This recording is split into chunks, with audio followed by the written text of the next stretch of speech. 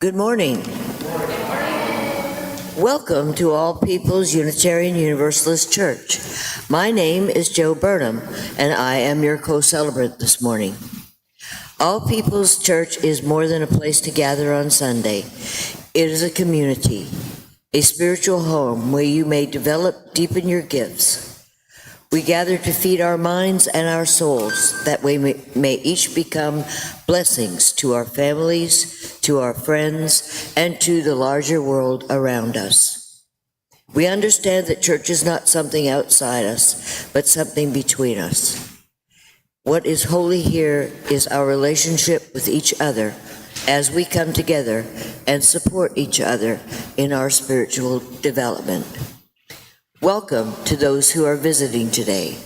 Our minister, Lori King Nelson, is not in the pulpit every week, and this morning we are very happy to welcome Reverend Craig Roshaven, who was the minister for this congregation for 18 years until 2009. Craig has also served congregations in Ohio, Pennsylvania, and Florida. He served for 2 years as the Director of Advocacy for the Unitarian Universalist Association in Washington, D.C. He has 32 years of experience in social justice at every level of government. In 2015, he retired and started a results group in Fort Worth, Texas. He is an avid cyclist and enjoys weightlifting. He and his wife, Barbara, have 4 children, 6 grandchildren, and 1 granddaughter. And one great granddaughter. Welcome back, Craig. Thank you. Thank you, Joe. If you are visiting and haven't done so, please sign in at the visitors table by the front door, where you will be placed on our mailing list to receive weekly emails and the monthly newsletter. Before we continue on to worship, there are some announcements. Patrick is going to make an announcement safely hidden behind the little brown box over there.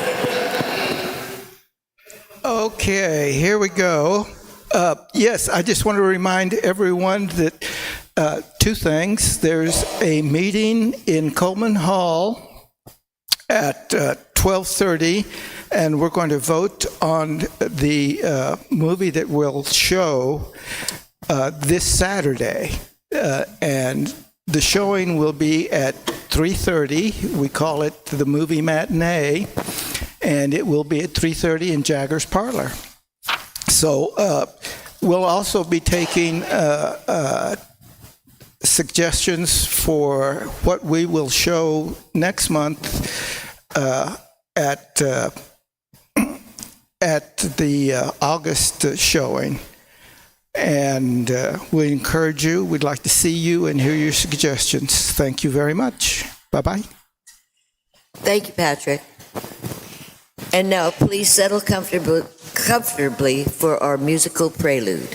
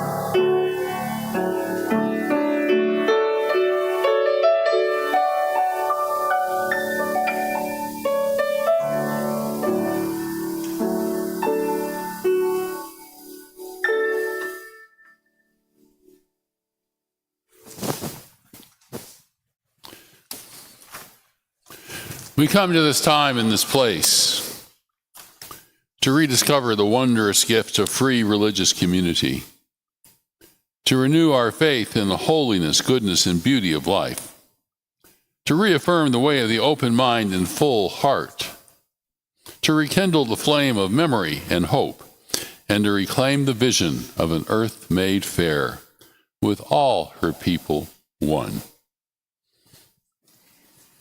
We now invite you to rise in body or spirit for the chalice lighting, opening hymn and spoken affirmation. Our chalice lighting words were written by Albert Schweitzer. At times our own light goes out and it is rekindled by a spark from another person. Each of us has cause to think with deep gratitude of those who have lighted the flame within us. Please join now in singing our opening hymn, number 207, Earth was given as a garden.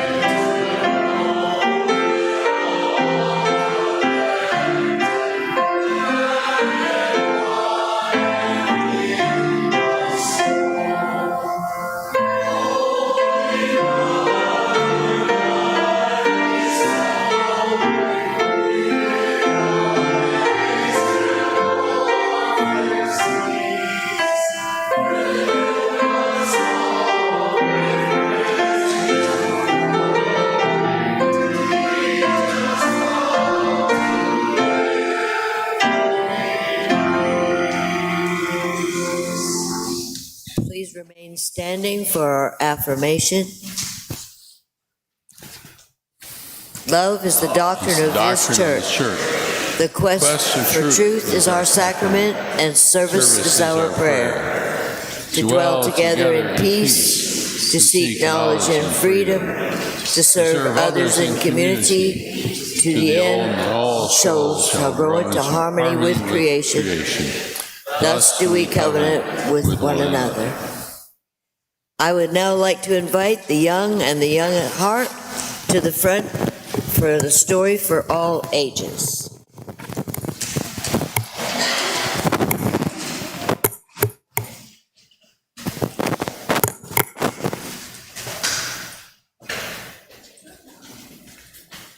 Good morning, Katie. Good to see you. Kind of feels like a long time ago, doesn't it? Okay, this story from the Faithful Journeys curriculum.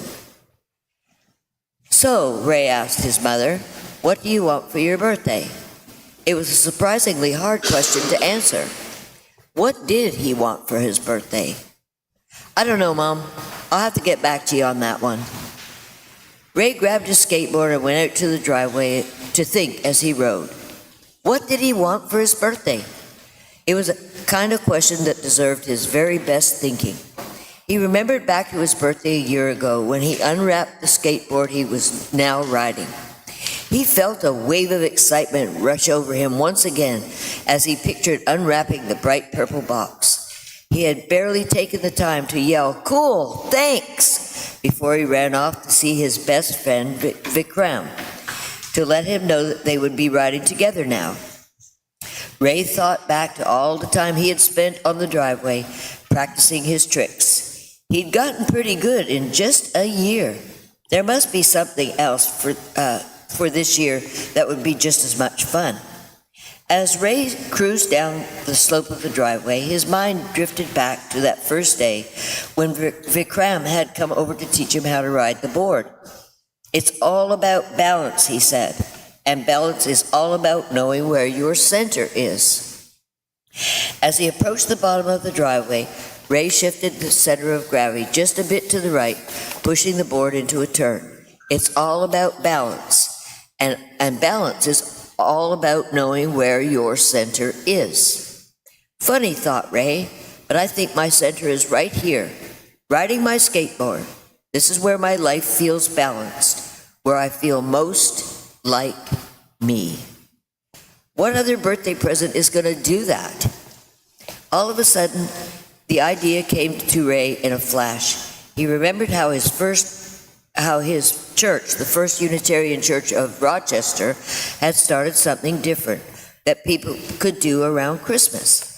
Every family in the congregation was asked to think about what they would usually spend on Christmas gifts, and then to give half of that amount to a special fund at the church, the Greater Good program. The money, Ray had been amazed when one congregation had raised $64,000. The money had gone to help local families and to help a village in the Honduras to get fresh water. Ray had worried at first about only having half of a Christmas, but after all, it had been a whole Christmas, just not so many presents. And somehow the good feeling of helping out families with so much less than he had lasted longer than the excitement of unwrapping a whole bunch of gifts. What would it like to be? What would it be like to have half a birthday? Maybe pretty good. Hey, someone called, interrupting his thoughts. Oh, hi, Sebastian, Ray said, jumping gracefully off his skateboard. What's up? Sebastian was in Ray's class at school, but they did not usually play together outside of school. Sebastian was not a skateboarder. Now he was just sitting on the front steps of his building. Nothing much, Sebastian said. I just came out for a little while. I'm not doing anything. Ray noticed that Sebastian was looking at his skateboard. Do you want to try it? Ray asked. Sebastian frowned. Sure I do, but I don't know how, and it looks hard. Well, I could show you. I could help you. Ray handed Sebastian the skateboard. Sebastian looked at it like he did not know what to do with it. Okay, Ray said, taking the skateboard back. He showed Sebastian how to place his left foot and kick off with his right. Then Sebastian tried it. He wiggled too much and quickly jumped off, looking embarrassed. But then he tried it again. Ray encouraged Sebastian. He heard himself saying the same words that Vikram had said to him. It's all about balance, finding your center. By the time Ray had to go home, Sebastian was really catching on. He hopped off the skateboard and handed it back to Ray with a big smile on his face. You should get a skateboard too, Ray told him. You could ride around with Vikram and me. Yeah, that would be cool, Sebastian said. But I don't think that's going to happen. There's not a lot of money for big presents at my house, but I had fun learning how to do it. Thanks a lot. Sure, said Ray. See you tomorrow. Yeah, see you tomorrow, said Sebastian, and went back into his building. Watching the door close behind Sebastian, Ray felt sad. It wasn't fair that some kids could have a skateboard and other kids who would really like riding one could not. It wasn't fair when kids wanted to play a sport and their families could not pay for the fees or the equipment or the special clothing. Suddenly, Ray knew what he wanted for his birthday. He pushed his skateboard back up the driveway as fast as he could go. Mom, I know what I want for my birthday. I want a half a birthday. The word tumbled out of his mouth as Ray had explained. It didn't take his mother long to figure it out. A sports fund for kids. What a great idea. I think we could get a lot of people to help at the church. Could a sports fund be part of the greater good program, Ray asked? There are so many people at church, and everyone has a birthday every year, not just the kids either. If all the kids and all the grown-ups at church were willing to have a half a birthday, that's a lot of money for skateboards and helmets and other things for kids whose families cannot afford them. Frankly, I had no idea what to get you, his mother said. Goodness knows there's enough stuff in your bedroom, and all you really like to play with is your skateboard. I could give away all the other stuff, but not my skateboard, said Ray. Well, your idea involves giving up presents you don't really need, said his mother. Then we can use the money to help other people get something they do need. It's kind of like having your cake and eating it too. Oh, I definitely want cake for my birthday. That's not what I meant, his mom laughed. I just meant that it's kind of a birthday present that is good in a lot of different ways. It's very balanced, Ray filled in. Yes, said his mom. You give up some birthday presents and you get something back much more valuable. You will know that you help make things more fair. When the gifts you gave up help someone else, that makes a kind of balance, if that makes any kind of sense. Yep, Ray said, it does. If I can find my center and my balance, that's the best birthday present I can have. And we will now sing the children out. And Katie, you don't have to leave.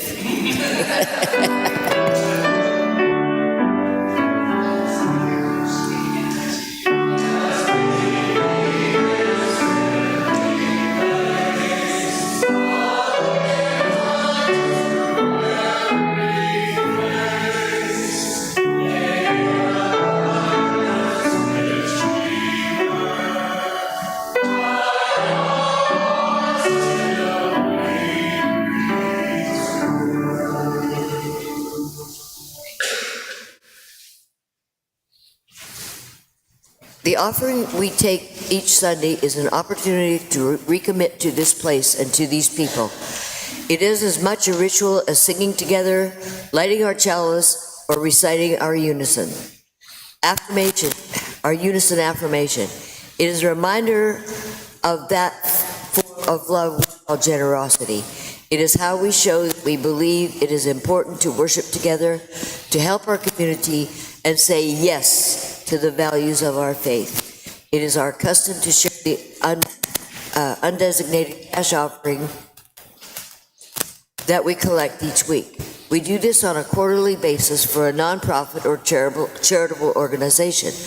Our current Share the Plate recipient is Eastside Community Assistance, also known as Eastside Ministries. If you prefer, donations can be made using the QR code that is on the back of the order of service. The offerings will now be accepted. Will the ushers please come forward?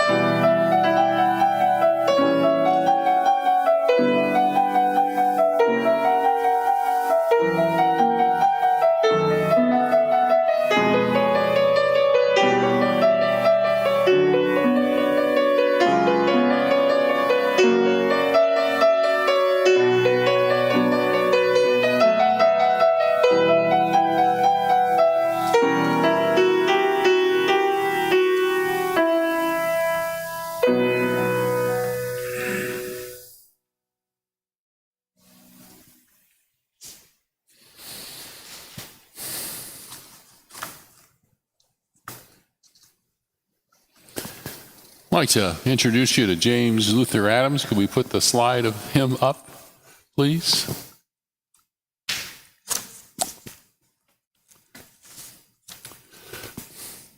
Next.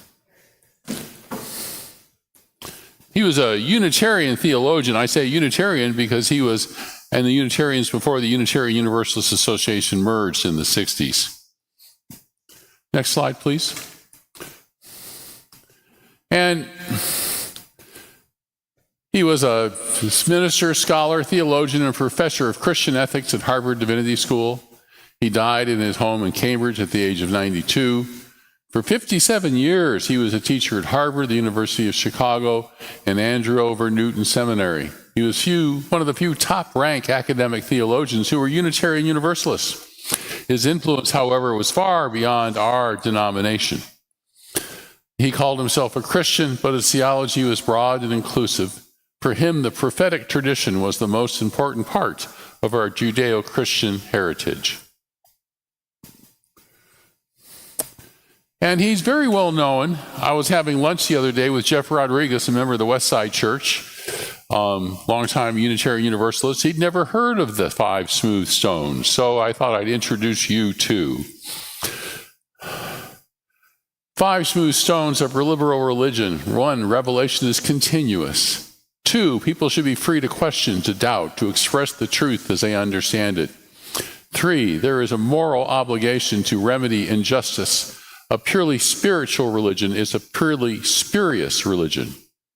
4, we deny the immaculate conception of virtue. The creation of justice requires the organization of power. And 5, the resources are available. Next.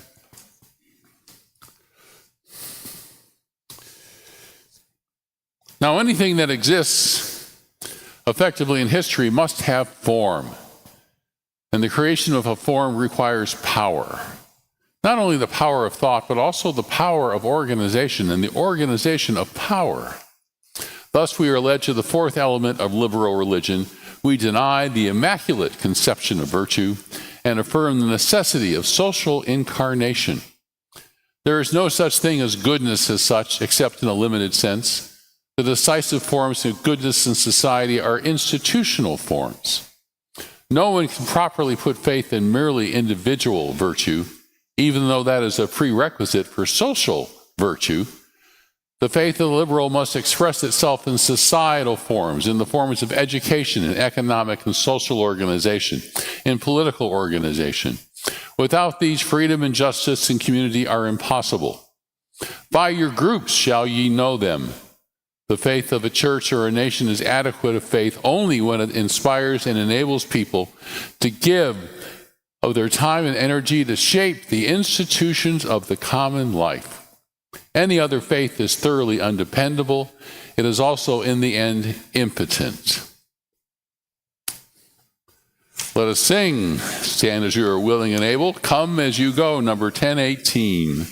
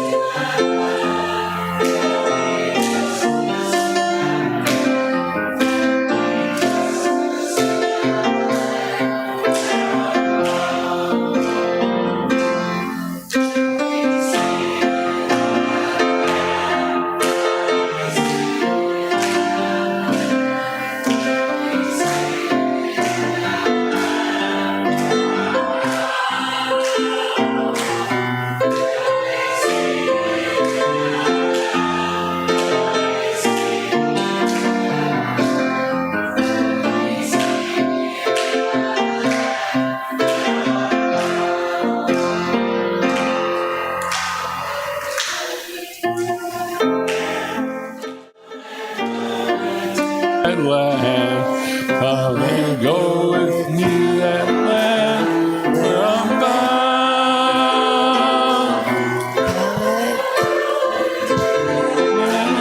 Go with me to that land.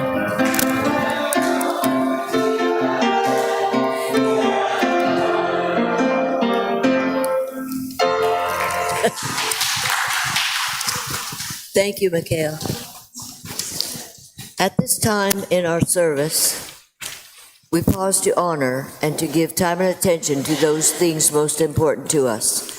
We gather here for healing and peace in our hearts, in the world, and honor our time together with the shared stories and news from the congregation.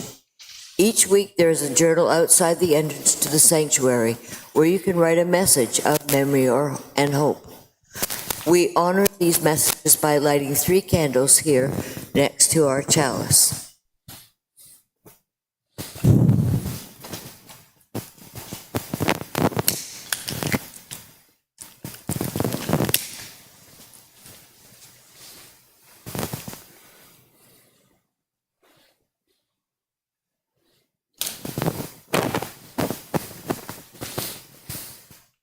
Also, at any time during our service, you are welcome to come forward and light a candle in our meditation center here at the side of the chancel.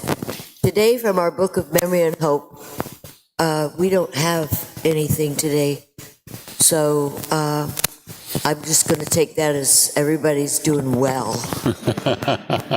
Yeah. Okay. So we have nothing in there, so we will now do the meditation. Let us pause in the spirit of prayer and meditation. Take a deep breath. And let it out slowly.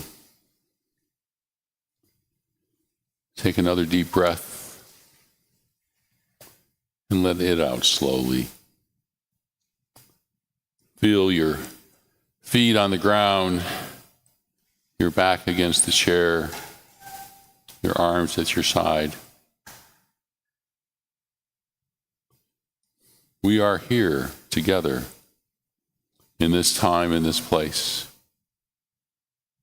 a freely gathered religious community bound by memory and hope.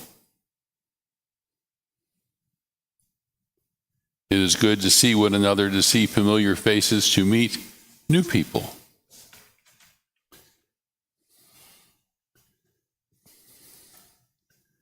Let us have faith in this time of trial, whether it's a trial in your personal circumstances or in the public order, or the lack of order in the public order.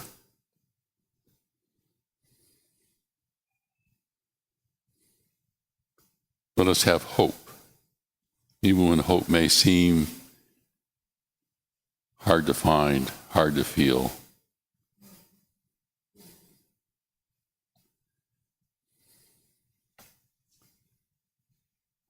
Let us realize that we are loved, we are cared about, we are connected to other people, we are important to one another. Human beings, social animals who need one another to thrive, to be our full selves. And may we gather together and celebrate our humanity in this community of memory and hope, that we might strengthen our resolve, our faith, nurture our hope, and do the same for those in our circle of concern and in the larger community as well by our example and our presence. May it be so. Let us pause for 1 minute of silent prayer and meditation.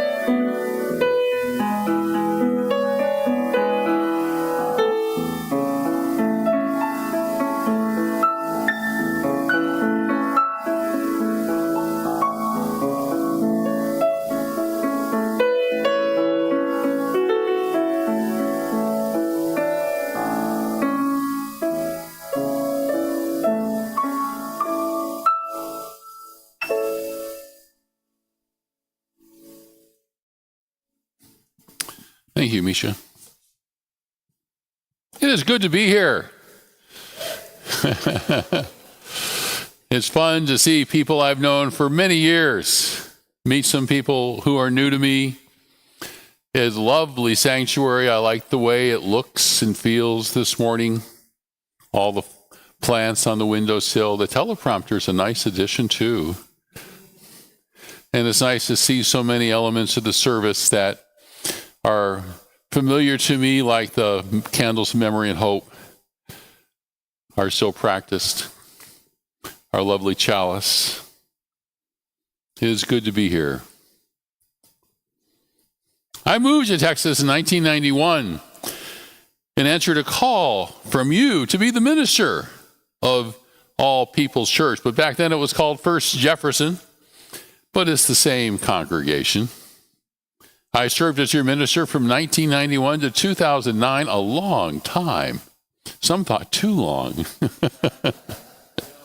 Others thought not long enough. In 1992, the Fort Worth Human Relations Commission, whose mission is to improve community relations and eliminate prejudice and discrimination, recommended that the city of Fort Worth add gays and lesbians as a protected class to its civil rights ordinance.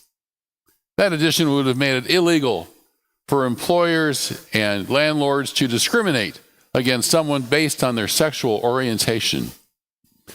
It was a no-brainer for us to show up at that, as radically inclusive as we are, easy to testify to our values. 15 of us showed up at the city council meeting, which went till like 1:30 in the morning. Several of us spoke in favor of the issue, but the council rejected the proposed addition. I found myself in an elevator surrounded by the opposition, and I just breathed deep.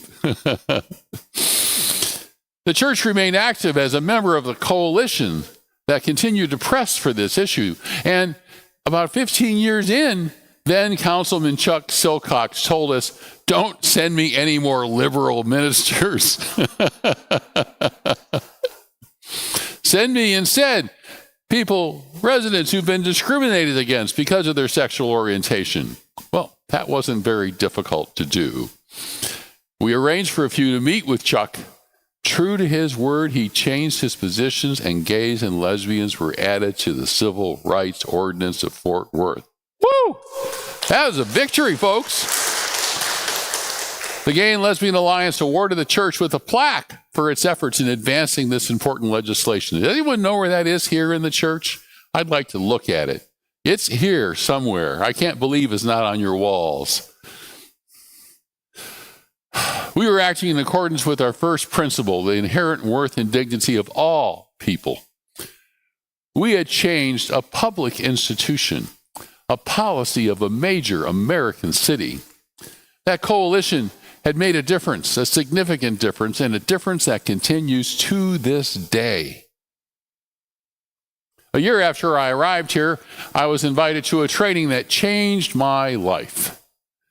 It was a 10-day training by the Industrial Areas Foundation, the IAF, the legacy of the legendary community organizer Saul Alinsky.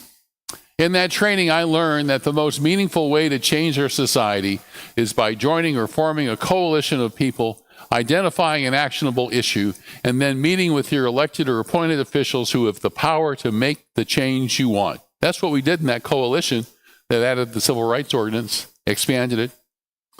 First Jefferson became an active member of the group, of IAF group here, Allied Communities Tarrant Act. It's an IAF-affiliated interfaith organization of churches in Tarrant County. And one of our actions was to ask the county commissioner's court to give undocumented immigrants the same subsidized medical care as citizens enjoyed. All the public hospitals in the other large Texas cities, Dallas, Houston, Austin, San Antonio, did this at the time.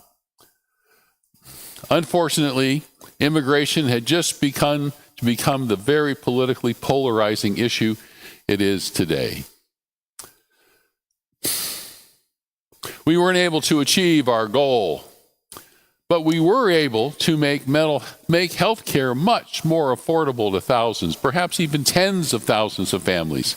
Glenn Whitley, who was then the county judge for Tarrant County, we met with him multiple times. Though I think he wanted to, he didn't believe he could politically afford to give us what we were asking for. But he offered us something else, which after consulting with the people in our coalition who would be most effective, those with undocumented immigrants in their families, we decided to accept. At the time, if your family income was at 200% of the federal poverty limit, taking into account the size of your family, you could see a doctor in a JPS clinic for $5 a visit. Now that's affordable health care. Whitley offered to increase the eligibility to 250% of the federal poverty limit, and then take it all the way to 300 at gradually reducing subsidies. Today, there are about 200,000 people in Tarrant County whose family income is between 200 and 250% of the federal poverty limit. 200,000 people. None of them would be eligible today to receive free or discounted care at a JPS clinic if ACT hadn't negotiated that increase in coverage. All of them are eligible now.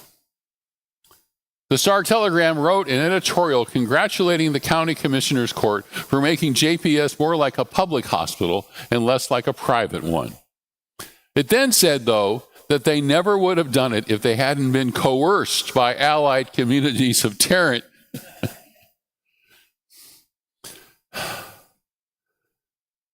We made a difference. ACT made a difference. This church, as a member of that coalition, made a difference that continues to this day. We had changed a public institution. James Luther Adams was a very influential Unitarian theologian and author, as I described earlier. As I told you, he is well known for his essay, The Five Smooth Stones of Liberal Religion. I encourage you to look it up, Google it, find it easy. It's not a long read, and it's easy to find and well worth the effort. But today I want to focus on his fourth stone of liberal religion. He starts his description of it by saying, "We deny the immaculate conception of virtue." Listen carefully to his words. Now, anything that exists effectively in history must have form, and the creation of a form requires power. Not only the power of thought, but the power of organization and the organization of power. Thus, we are led to the fourth element of liberal religion. We deny the immaculate conception of virtue and affirm the necessity of social incarnation. He then goes on to say, there is no such thing as goodness as such, except in a limited sense. The decisive forms of goodness in society are institutional forms. No one can properly put faith in merely individual virtue, even though that is a prerequisite for societal virtue. The faith of the liberal must express itself in societal forms, in the forms of education, in economic and social organization, in political organization. Without them, freedom and justice and community are impossible. Consider what he just said. The decisive forms of goodness in society are institutional. It doesn't matter how good a person you are. Goodness depends on changing public institutions. He then concludes, the faith of a church or of a nation is adequate faith only when it inspires and enables people to give of their time and energy to shape the institutions of their community life, their common life. Any other faith is thoroughly undependable. It is also, in the end, impotent. I want to direct your attention to what I think is the key concept. The faith of the liberal must express itself in societal form. A faith is adequate only when it inspires and enables people to shape the institutions of the common life. The decisive forms of goodness in society are institutional forms. In other words, you as an individual can be virtuous, can give generously, can be kind, compassionate, caring. That's great. I hope every one of you is virtuous individually. But if you want to make the world a better place, we have to change our public institutions. That's what we did in the Gay and Lesbian Coalition. We changed an institution, the city's Human Rights Ordinance. We made a difference that continues to this day. That's what we did in ACT. We changed an institution, the policies of the county hospital. We made a difference that continues to this day. The last congregation I served was in Ormond Beach, Florida. It's on the Atlantic coast right next to Daytona Beach. While I was there, I became involved in another interfaith coalition of churches.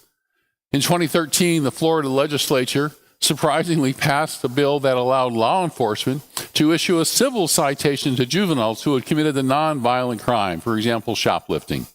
And instead of arresting that youth and giving him or her a criminal record, supposedly juvenile arrest records are sealed. But in practice, probation officers told us they were not and would continue to affect someone even after they had become an adult. So not having an arrest record on your juvenile record was a meaningful reform. The new law gave law enforcement the option, though. They didn't tell them they had to. They gave them the option to issue a citation of making an arrest. So we met again and again and again with the district attorney, the county sheriff, all the city police chiefs. It wasn't easy. It required dozens of meetings, but we eventually persuaded most of them to start citing juveniles instead of arresting them. We had changed a public institution. We made a difference that continues to this day. When I retired in 2015, I immediately formed a results group in Fort Worth. Results began in 1980. Sam Daly Harris, its founder, who was a music teacher at the time for high school, had become involved in what was then called the Hunger Project. I'm sure some of you remember that.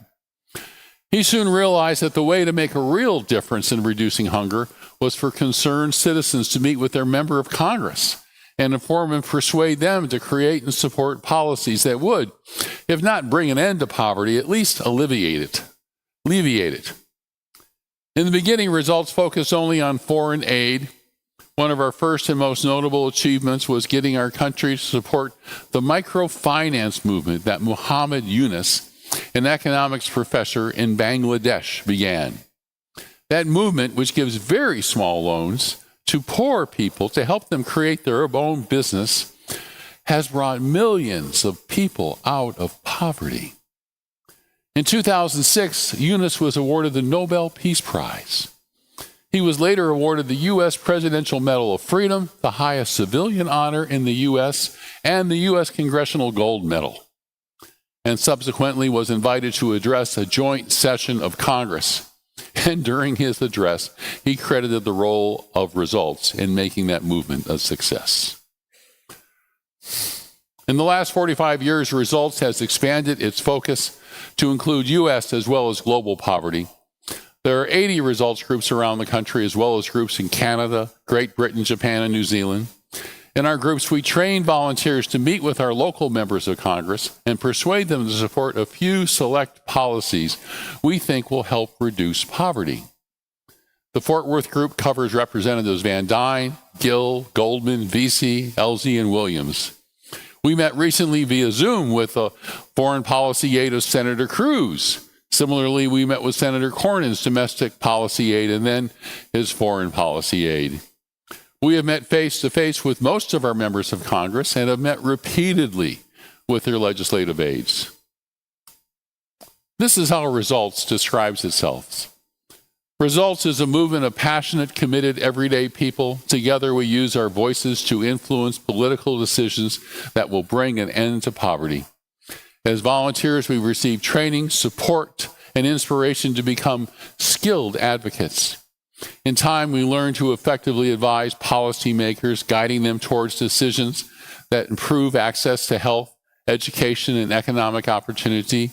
Together, we use our voices to change the world.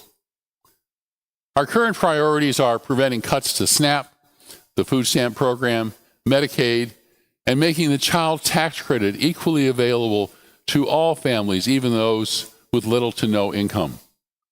Our foreign policy priorities are supporting the USAID programs that support HIV/AIDS, TB, and malaria, maternal and child health, and education, nutrition and education. Today, as you might imagine, are very difficult and trying times for results volunteers. Almost all of the foreign aid programs we had persuaded Congress to fund have been stopped by the administration on January 20th. Secretary of State Rubio claimed that exemptions were being made for critical life-saving programs, but that wasn't true. Almost all the programs are still stopped. USAID, the site being created by Congress, has been dismantled. The rescissions package that just passed the House and the Senate recently, just last week, took away billions previously appropriated for foreign aid. Since January, we have written hundreds of letters to the editor, called for face-to-face meetings with our members of Congress, met with their legislative aides, and sent messages to our members of Congress. I have had 3 letters to the editor published so far this year. I will not stop. This is what we do. Results is the only anti-poverty organization that has trained teams of volunteer advocates who meet with their members of Congress on policies that affect poverty. Many times, if we meet with someone on a particular issue, that member of Congress has never had that issue presented to them. Being a results volunteer is not easy. In Tarrant County, most of our members of Congress say no to us a lot more than they say yes. Mark Vesey's the exception. He says yes, but since he's not in the majority of Congress, he is unable to affect the change we've asked him to do, though his heart is with us. It doesn't take a lot of time to be a results volunteers, but it takes a special kind of faith and persistence to do what we do. A faith that will help you hang in there, even when it seems like no matter what you do, you can't make a difference. That's how it's felt this year. A faith for a time like this, when despite our best efforts, a big, beautiful bill just passed by Congress will disproportionately benefit the wealthiest, while many working families will see their benefits reduced. A bill that will cut Medicaid and SNAP.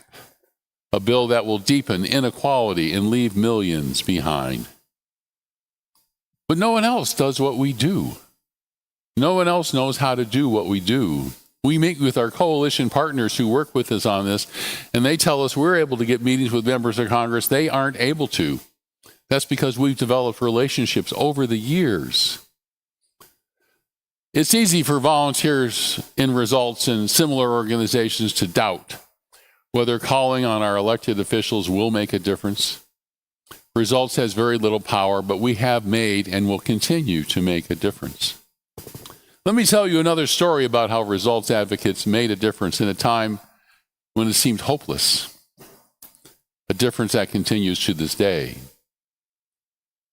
In October 2003, a $289 million increase for global AIDS funding was in jeopardy due to opposition from Senator Don Nichols of Oklahoma, who threatened to filibuster the foreign aid bill.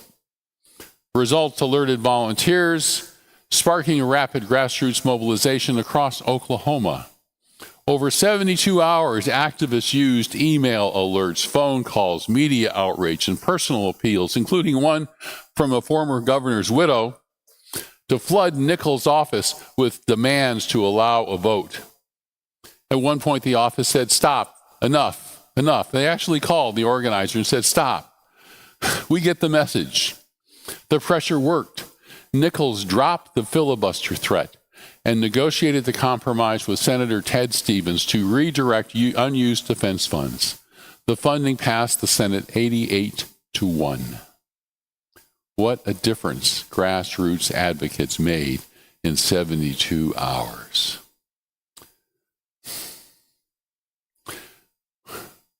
We met with Senator Nichols after that, a changed Senator Nichols, who had just come back from Africa seeing the AIDS crisis firsthand and expressed his sincere gratitude. He had been there earlier, and for the first time, he had seen the AIDS pandemic up close. He wanted to talk about what he'd seen and how proud he was of what the United States aid was doing. That story became a defining example of what committed citizen action can achieve in a crisis.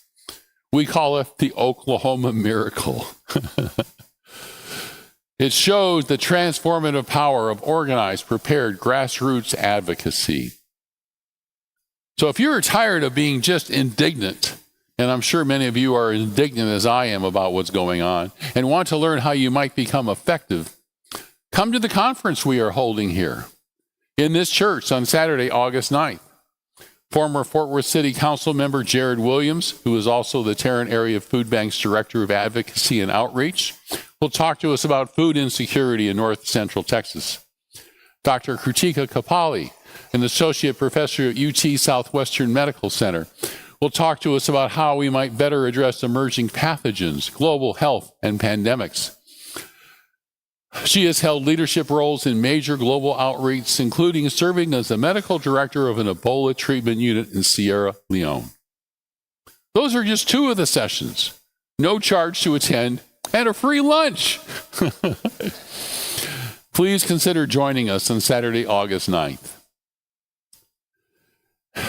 As Margaret Mead said, never doubt that a small group of thoughtful, committed citizens can change the world. The theme of today's sermon, the title was The Task of the Religious Community. The central task of the religious community, Mark Morrison Reed, my colleague, penned it. It's in our hymnal, is to unveil the bonds that bind each to all. There is a connectedness, a relationship discovered amid the particulars of our own lives and the lives of others. Once felt, it inspires us to act for justice. It is the church that assures us that we are not struggling for justice on our own, but as members of a larger community. The religious community is vital, essential, for alone our vision is too narrow to see all that must be seen, and our strength too limited to do all that must be done. Together our vision widens and our strength is renewed.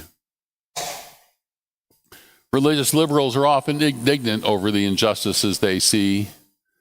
And as those of you who know me from my time here before, I'm fond of repeating that I am tired of being only indignant. I want to be effective.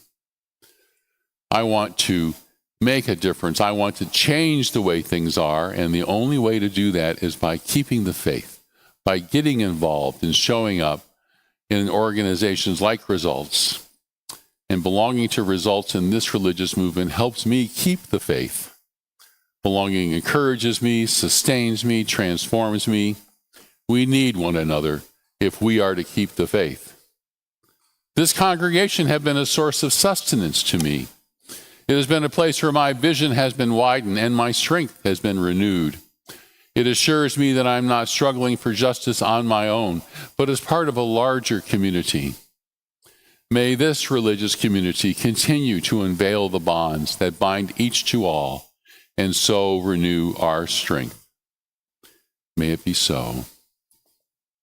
I invite you to stand as you are ready, willing, and able to sing Rank by Rank. Again, we stand, number 358.